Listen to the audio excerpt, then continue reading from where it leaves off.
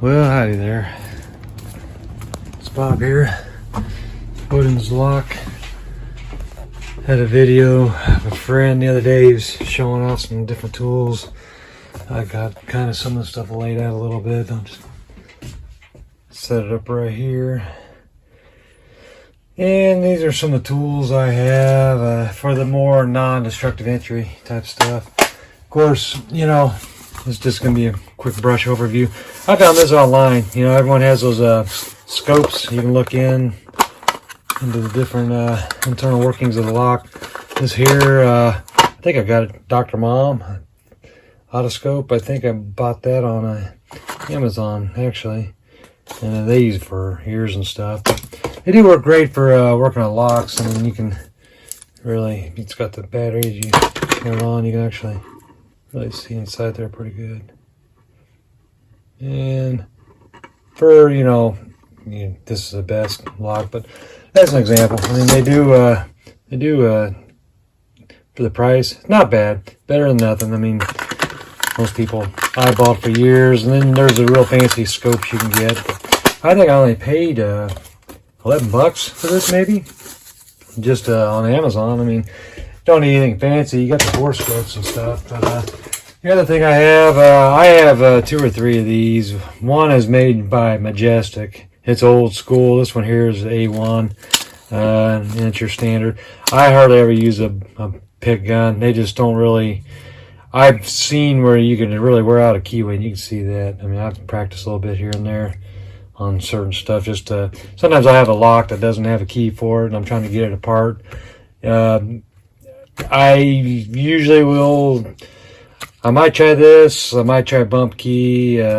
Picking, you know, is use my last resort. Most people go to picking as a first resort, but these are more luck, but they're quick luck type of things that they do work. They can work pretty fast. I personally, you know, excuse me, if I need to, I got my bump key set, and it's this is my number one go-to whenever I have to do a non-destructive entry. I have a whole bunch of different keys I use, and that works. I mean, I'd say probably 95% of all my when I have to open up a place, you know, for a customer, I do this. And I will admit, I will try to pick those locks first, and then I'll do this. And then sometimes this don't always work either. I'll go to trying to pick again. Sometimes I'll use the pick gun. I don't really care for the pick gun that much. I have some of these padlock shackle picks, you know, that you use to put them on. They don't work on a lot of them. I mean, they actually, if you look on YouTube, there's ways that they do it with a Coke can or something, but they're just different size shim picks, and they shim open the shackle right there. I have multiple sizes of these. When you work in a factory in a maintenance department, you know, as a locksmith, you wind up with a lot of weird, interesting tools. Shim picks being one of them. You know, I like the shim picks because for a lot of the cheap locks, they don't have a ball or a detent on the shackle. They have more of a wedge style. Here's the lock I can show. It's a wedge that actually goes into the shackle, and like this. So it's Ward. Of course, they have Ward picks too. They work for these types. You know, that it's really the bottom one that actually opens it. I'm not going to actually show anything on how to break in anything. I don't think locksmiths really should do that. That's a lock sport thing, and you know, I'm cool with them. They're actually people that locksmiths kind of hate the lock sports type people, but I don't mind because it drives security. It actually will force manufacturers to come up with better ways to secure their locks. And so the lock sports people, when they share that stuff, sure, there are people that may do things for nefarious reasons. You know, I'm not going to show people how to pick locks or anything like that because I don't feel like it's my duty. I try to protect my customers. On the other hand, you know, if there's locks that can get exploited pretty easy, then I think manufacturers ought to take the opportunity to see how people are doing it and secure their stuff. It drives up prices on the products too. That you know, there is that. This is a HPC Actually, I cover my number after the video. My name's on some stuff. Everyone knows who I am, but it's like I don't need to showcase stuff like that. These are your double-sided locks. I think there's probably 5 of them in here. I have some that are from Peterson Manufacturing. Thinkpeterson, I think it's the website. I bought some of these. I don't even know if they still are in operation. Some of them they call government steel, and you know, they don't break as easy. I don't think I've broken these before. I had another set that broke pretty easy, but these work really good. I think Brian Edmondson, he did a little video on these, and I have some of these that I use. I got some of these that are longer ones, but they all work pretty much the same, and you put them in and you wiggle them up and down. They simulate the key working. They work, and I've used them before on we have Stanley desks, you know, there where I used to work at the Harley plant, and you know, it was a double-sided key and hard to pick, you know. And I remember a locksmith, a guy there that he wanted to be a locksmith. He would try to pick those locks, or no, he would try to do impression, and it's like, man, you can't hardly do that on a Illinois type profile lock. It's pretty hard to impression. I don't know anybody that can do it personally. I mean, I know there's people online that can do it. This is one I bought from Sparrows Lock, and great cool set. This has all kinds of tension tools, you know, lever tools for the turning, and then it has the wigglers. These are more of just weird profiles. Very nice, actually. This here goes probably to my other one over here. Some of these got mixed in together. This is a wafer reading tool. These are good for reading wafer locks. If you want to try to cut a key that way, there's ways to do it. Let's see, I have, here's your tension tools. I like these because you can go to the top or the bottom of the keyway, and it keeps the overall way. I think they call this the Sandman pick, if I can get that on here. It's a weird one. It came out this set when I ordered this. I don't even remember which one this set particularly is, but you see more of these comb picks, and they're also, you know, turn tools. Comb picks, I've not tried these. They supposedly you can go into a lock, like a padlock, that if you know what the, you know, the depth and space is, you're supposed to be able to get that between the pin stacks and push it all the way up and turn them. They have several varieties of them. These are good for tubular locks. You know, it's like if you get the centerpiece and it helps you grab it. And you know, for single pin picking for tubular locks. It was a cool set though. It's really nice. Sparrows has some awesome products. You know, I can't say enough for them. I don't, you know, I'll carry the small stuff. I mean, honestly, I'll use, you know, the little, the rakes, the single pin picking tool type stuff. Here's one from A1. I almost always go to just for like single pin picking. And I got some of these. I think these were more for automotive type applications, the rakes and stuff for like long automotive. And it's not necessarily that you even rake them. You can kind of lift them up and down, and if you're putting a little side pressure, they'll come loose. That's A1. It's HPC. This HPC had all kinds of them in here. I had some of these actual, I think I was just showing this a minute ago. They had some, let me pull some of these out. I got all kinds of what's in this one here. Just a bunch. Just kind of gather them over the years. Like I said, I have some of these doubles. Tension tools, lever tools, and there was some others in here that I tried to do. Some of these actually came from my original Locksmith course, a fully bell saw course. I don't know exactly where all of them are. I have a knife tool I use for certain things that actually works great too on a lot of stuff. You can see it in here. Some of my stuff's kind of scattered around. I think I'm using the knife tool. Let me see here. For this here, I think it's in here probably. I have different tools from different places for different reasons. Yeah, I'll see it there. It's probably down below underneath my. Yeah, put that back over quick. But yeah, you just kind of find a nice little collection of assortments. I mean, I have all kinds of different picks and stuff. I'm not real big on lock picking, but it doesn't hurt to have all the tools. And here on top, here's a knife tool. That works great too on a lot of locks. You know, if you've been around lock sports or you go to Sparrows stuff, you'll see they use these a lot for certain applications. They have a place. This is just a quick overview of some of the tools I have. So anyways, I'm going to put that back with this. That's my HPC one. There's probably too many in here now. Yeah, I'll keep these in here because I use it for other things.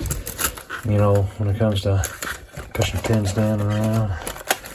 I'm rekeying stuff. But yeah, some of these kits I need to clean out a little bit. Here's I have one of these. I have a bunch of these where you can make your own picks with them. I have different little bending jigs I make with it. Let me see if I can pull this out over here. I had several stuff using. There's another scope I have right there. See if I can find it. I had another jig I used for different things like that. I think it's actually here. It's for bending picks to get the right bend that you want. Man, I'm just like dropping stuff like crazy down here. Give me a second here. Okay, so back to where I was at. That's one of the bending jig.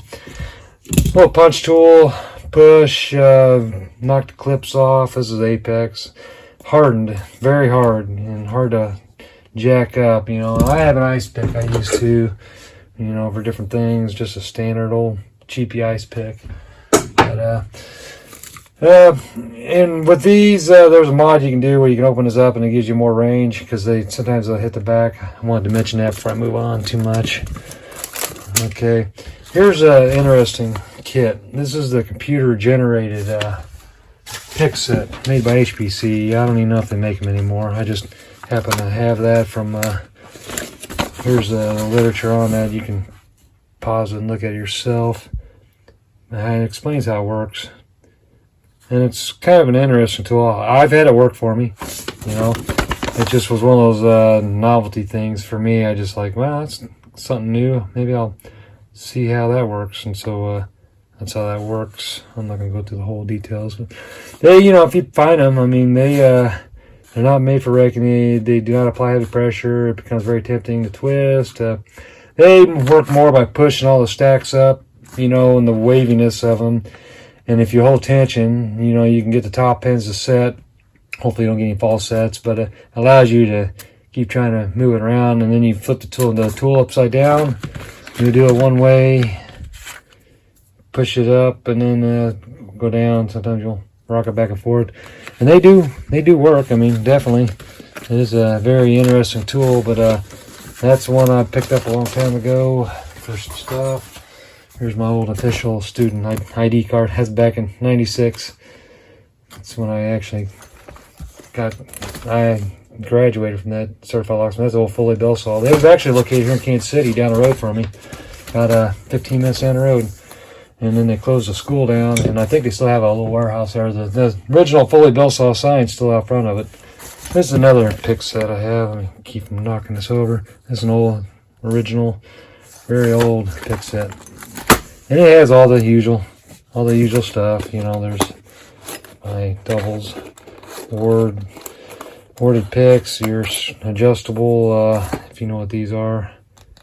Just helps you keep fold up, and you can spread it out. It actually will stay in the keyhole easier than the other ones. I don't use them that much though. It's just kind of weird. I find what I like and I use. These are cool. It's allow you to hold it in there and it's spring pressure. They work good. I like these. You know, they work very good.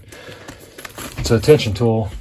Sometimes you'll come across and you'll make your own stuff. And so I used to experiment with welding wire. I'd make stuff, and you know, I had a spot where it was a toolbox that you know, big job box at the plant I was working at, and the lock is recessed in the hole, so I was able to use that, and I had a long reach tension tool, and then I was able to reach that in there, and it allowed me to open that up. That worked out really good. kind of like the pagoda ones you see out there. Don't forget your core removal keys. You know, it's good to have these type of things, plug change tools when you go to like an office building, or where I was at as a plant, they had a lot of office stores. And there's your plug remover keys that you use to remove the plugs. I have my old key set from there. I used to keep different keys on there. That's for you know, the uniform lockers. I have weird keys. Some of these Y11s that fit about anything. Scooters.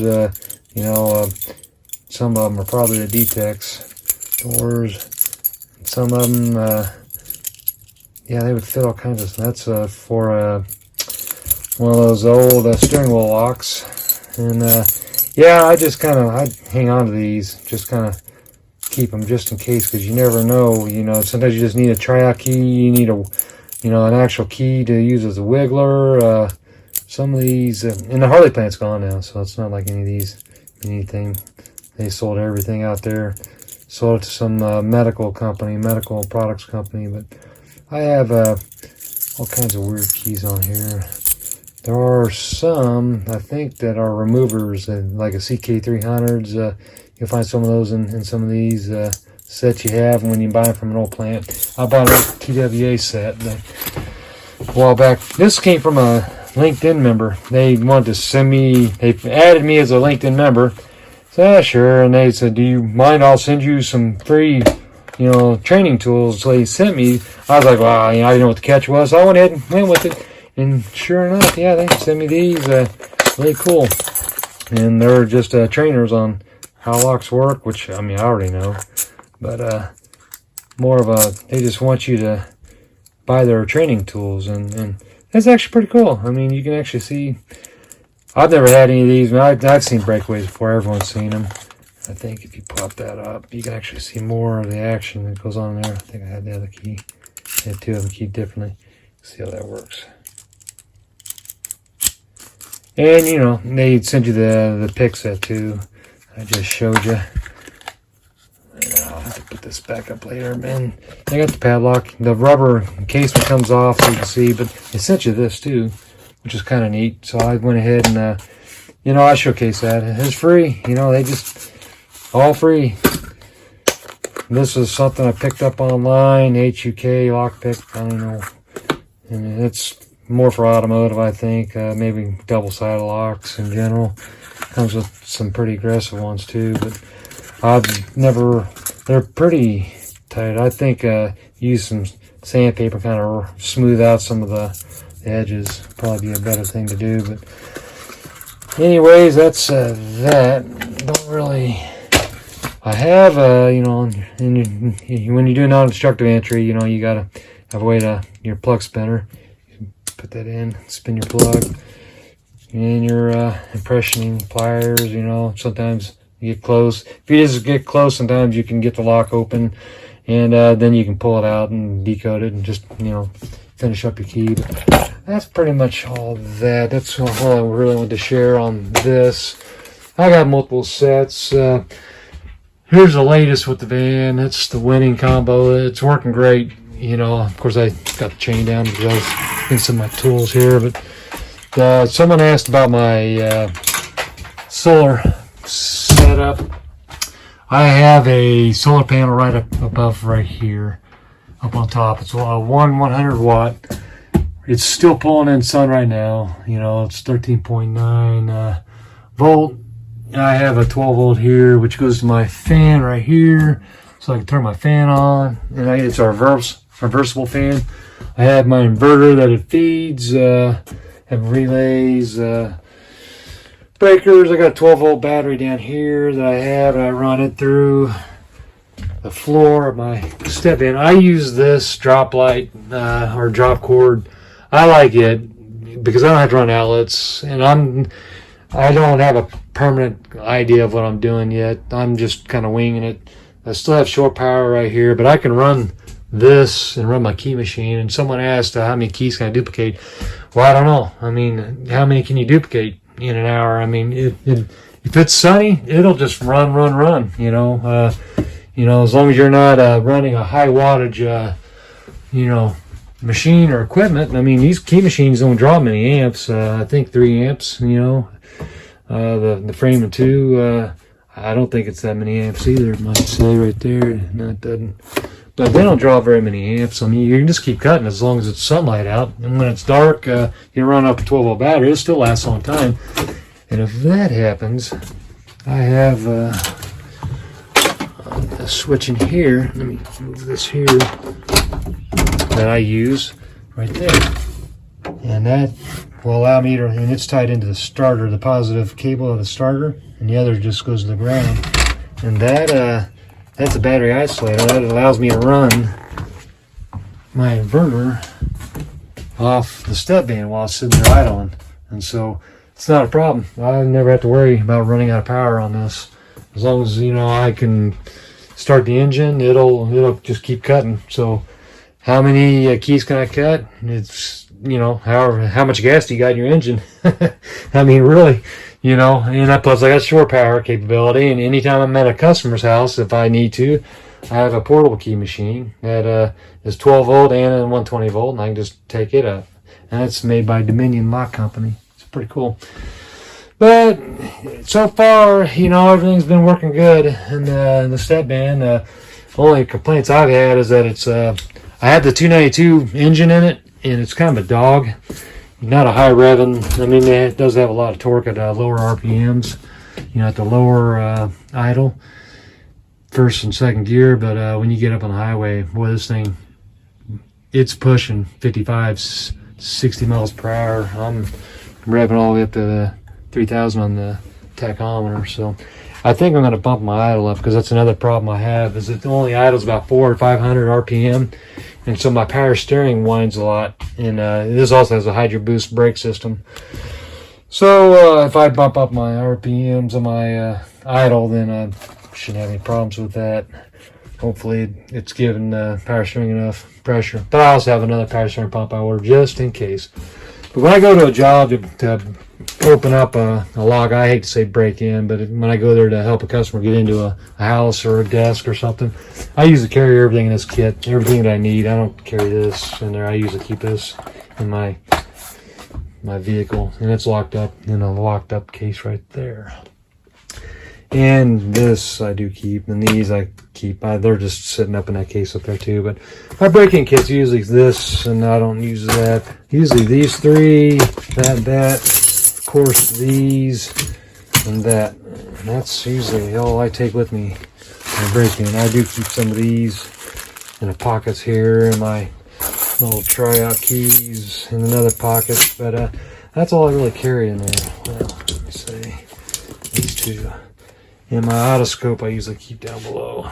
But anyways, just thought I'd share that. Thanks for watching. I have some more stuff I'm going to be going over. Profile cylinders. I bought a fancy tool from Thinkpeterson. Actually, it's their tool, but I bought it through Holly Lock Supply. But it's on rekeying these. I mean, a lot of people know how to rekey these, so it's not like, you know, it's that hard to figure out. But it is, there are some variations to these, because not all of them are in this Euro profile arrangement. You know, you can actually break these off when they got the screw in there, break them off a door, you know, if you had to break into a customer's house for them because there was no key. But there's also the oval style, and I've seen some other weird profiles. So I'm going to see how the tool works with all the different profiles. So with that, thank you for watching. Hope I didn't bore you too much. These kind of videos to me are kind of boring over the lockpick tools. You know, if you keep them short, it's great. This is actually run over, so I didn't plan on going this long. But I'll let you all go. I'll talk to y'all later. Thanks for watching. Bye-bye.